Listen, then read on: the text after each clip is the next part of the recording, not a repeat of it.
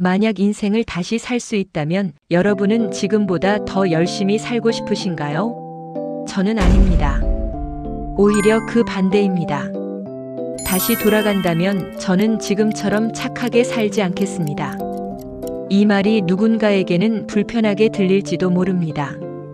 하지만 그 불편함이 느껴지신다면 이 영상은 아마 당신을 위한 이야기일 것입니다. 오늘은 대한민국에서 50년을 버텨온 우리가 이제야 깨닫게 된 것들, 그리고 다시 돌아간다면 절대로 반복하지 않을 선택들에 대해 진솔하게 이야기해 보겠습니다. 첫 번째, 착한 사람이라는 감옥에서 걸어 나오기. 우리는 어릴 때부터 참는 법부터 배웠습니다. 내가 참아라, 착한 사람이 복 받는다. 모난 돌이 정 맞는다. 그렇게 우리는 회사에서 예스맨이 되었고, 집안 어른들에게는 말 잘 듣는 자녀가 되었으며, 친구들 사이에서는 거절 못하는 호인이 되었습니다. 그런데 50세가 된 지금 거울 속에 남은 건 무엇인가요? 남들의 기분을 맞추느라 정작 내 마음이 골마 터지는 줄도 몰랐던 상처뿐입니다. 참은 사람에게 돌아온 건 보상이 아니라, 너는 원래 그래도 되는 사람이라는 무례한 대우와 마음속 깊이 쌓인 억울함이었습니다. 다시 돌아간다면 저는 착한 사람이 되기보다 분명한 사람이 되겠습니다. 싫은 건 싫다고 말하고 무례한 요구에는 단호하게 선을 긋겠습니다. 내가 나를 지키지 않으면 세상 그 누구도 나를 존중해주지 않는다는 걸 너무 늦게 알았습니다. 이제는 착하다는 말보다 자기 주관이 뚜렷하다는 말이 훨씬 더 듣기 좋은 칭찬임을 깨닫습니다. 두 번째, 가족을 위한 희생이라는 이름의 짐. 우리는 가족을 위해서라면 나 하나쯤은 없어져도 된다고 생각했습니다. 맛있는 건 자식 입에 먼저 넣어주고 새 옷은 배우자에게 양보하며 정작 내 신발 밑창이 달아가는 건 보지 못했습니다. 하지만 반어적으로 들리겠지만 부모의 과도한 희생은 자녀에게 가장 큰 심리적 부채가 됩니다. 내가 너를 어떻게 키웠는데 라는 말은 자녀의 인생을 억압하는 족쇄가 되고, 희생만 하며 산 부모의 노년은 자녀에게 미안함과 부담을 동시에 줍니다.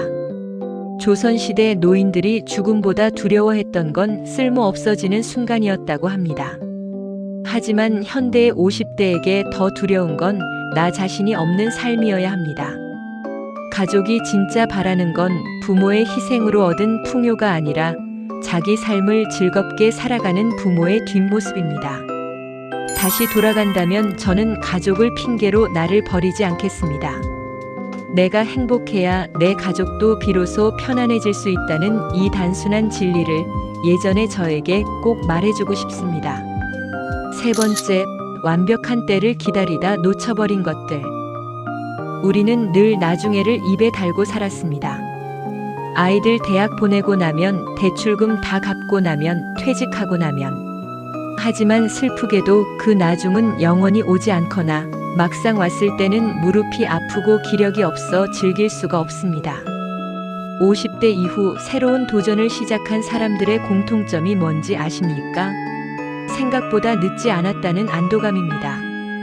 반대로 시작조차 못한 사람들의 말은 한결같습니다. 10년 전만 되었어도 했을 텐데. 지금의 50세는 10년 뒤에 우리가 그토록 부러워할 젊은 날입니다. 다시 돌아간다면 저는 준비가 덜 된 상태로라도 그냥 시작하겠습니다. 실패하면 좀 어떻습니까? 아무것도 하지 않아. 아무 일도 일어나지 않는 것보다 서툴게 시작해서 배움을 얻는 편이 훨씬 값진 인생입니다. 때는 기다리는 것이 아니라 우리가 움직이는 그 순간 만들어지는 것입니다. 네 번째, 카톡 프로필 속 남의 인생과 결별하기. 대한민국 50대는 비교의 파도 속에서 살아왔습니다. 누구는 강남의 아파트를 샀다더라. 누구 자식은 대기업에 취업했다더라. 동창회라도 다녀오면 마음 한구석이 헛헛해지는 경험 다들 있으시죠? 하지만 비교는 내 인생의 속도를 부정하는 가장 잔인한 행위입니다.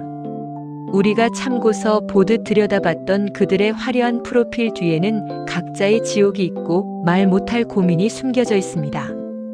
행복했던 사람들의 유일한 공통점은 남과 비교할 시간에 어제보다 나은 나를 돌봤다는 점입니다. 다시 돌아간다면 저는 남의 인생을 정답지처럼 여기지 않겠습니다. 내 인생은 내 속도대로 흘러가는 영화이고 나는 그 영화의 유일한 주인공이니까요. 5번째, 나에게 가장 인색했던 나를 안아주기. 제가 가장 늦게 깨달은 사실은 나를 챙기는 것이 결코 이기적인 일이 아니라는 점입니다. 우리는 남의 시선에는 예민하면서도 내 몸이 보내는 신호와 내 마음이 지르는 비명에는 너무나 둔감했습니다. 너무 늦게까지 참았고 너무 오래 미뤘습니다. 나를 위해 좋은 음식을 차려주고 나를 위해 비싼 취미를 시작하고 때로는 아무것도 하지 않고 오롯이 쉬는 시간. 그 모든 것들이 내가 남은 인생을 살아갈 에너지가 됩니다. 다시 돌아간다면 저는 더 자주 쉬고 더 자주 거절하고 더 자주 나를 선택하겠습니다. 비록 과거로 돌아갈 순 없지만 다행히 우리 인생은 아직 끝나지 않았습니다. 50세, 100세 인생으로 치면 이제 겨우 전반전이 끝났을 뿐입니다. 6번째, 의리라는 이름으로 버텨온 관계 정리하기. 대한민국에서 50년을 살다 보면 휴대폰 연락처에 수백 명의 이름이 쌓입니다. 하지만 정작 내가 힘들 때 소주 한 잔 기울이며 속마음을 털어놓을 사람은 몇이나 될까요? 우리는 그놈의 정 때문에 혹은 나중에 다 쓸 때가 있겠지라는 막연한 기대 때문에 나를 갉아먹는 관계들을 끊어내지 못했습니다. 다시 돌아간다면 저는 인맥을 넓히는데 에너지를 쓰지 않겠습니다. 대신 나를 존중하지 않는 사람들에게 낭비했던 시간을 아껴 나 자신과 더 친해지는 데 쓰겠습니다. 50세는 이제 덧셈의 인생이 아니라 뺄셈의 인생이어야 합니다. 내 마음의 정원에 잡초가 무성하다면 아무리 좋은 꽃을 심어도 자랄 수 없습니다. 나에게 상처 주는 인연을 과감히 솎아내는 것, 그것이 남은 인생을 아름답게 가꾸는 첫걸음임을 잊어야 합니다. 인생의 전반전이 사회와 가족이 원하는 나로 살았던 시간이라면 후반전은 오롯이 내가 원하는 나로 살아가야 합니다. 50대 무엇인가를 포기하기엔 너무 이르고 다시 시작하기엔 딱 좋은 나이입니다. 오늘 이 영상을 보신 여러분은 이제부터라도 다른 선택을 하셨으면 좋겠습니다. 착한 사람보다는 나에게 좋은 사람이 되십시오. 가족을 위하는 만큼 나를 아끼십시오. 그리고 미뤄뒀던 그 일을 오늘 당장 시작하십시오.